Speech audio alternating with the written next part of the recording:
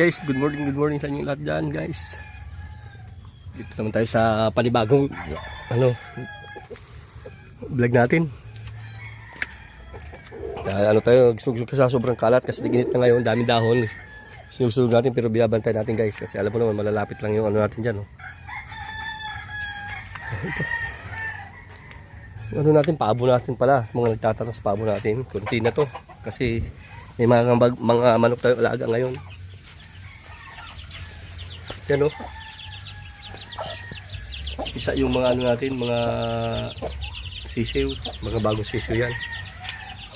Dito mayroon tayong nagpipis limlim ayan o. Tapos doon mayroon din tayo kaso ang pudima sa atin. Yan, nangitlog na naman siya o. Kaso kinakain ang itlog niya, yan ang pudima. Yan ang pudima natin dyan. Yun, hinahal lang natin. Kala ko katayin yan mamaya kasi kung hindi rin tayo makaparami. Yan, may inahin din tayo dyan. Ayun, may inahin din tayo dyan oh. Puro inahin. Tapos ito naman isa, mayroon din tayo dyan inahin. Ayun, galing sa kaibigan natin, hiniram natin yan.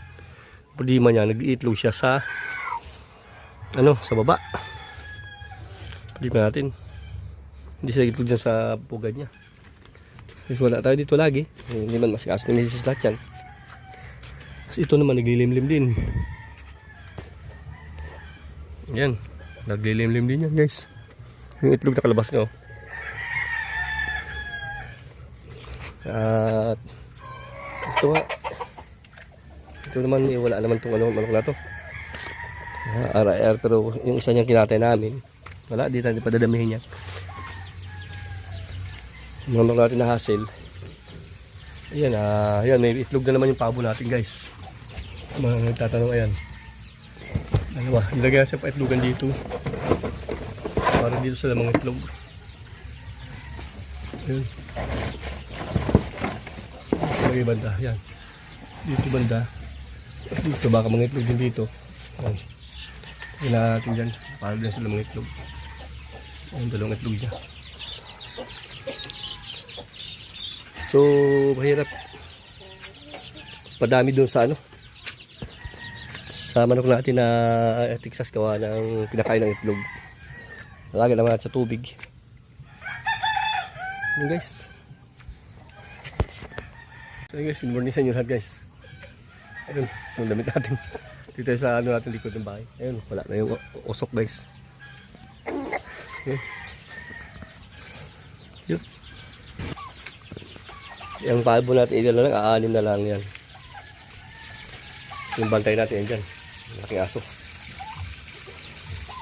Sa aso natin may sakit guys. So yun guys, okay. Maraming salamat po sa walang sawang pagsuporta.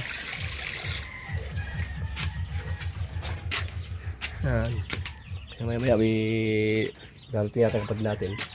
Kapag ko. Kakatayin kami sa manok. Nangitlog naman siya pero kinakain niya. Pwede ba doon sa manok? Sabi ko kami sa tubigan na lagi naman doon ito tubigan. Ito. Talisay na hasil. Yung ama niyan. Yun ang ama. So, ayun, nangitlog na naman siya. Ay, nakaano na naman. Ay, ubos siya itlog niya siguro mga 7. Guys, hanggang dyan muna natin guys. Happy New Year at maraming salamat sa walang sawang pag-suporta kayo sa inyo lahat. Lalo ng mga OFWs natin yan na viewers, supporters. Sa mga hindi pa po nakapag-subscribe sa channel natin, pag mabisita kayo dito, paki-like nyo ito and share sa channel natin guys. Yan guys.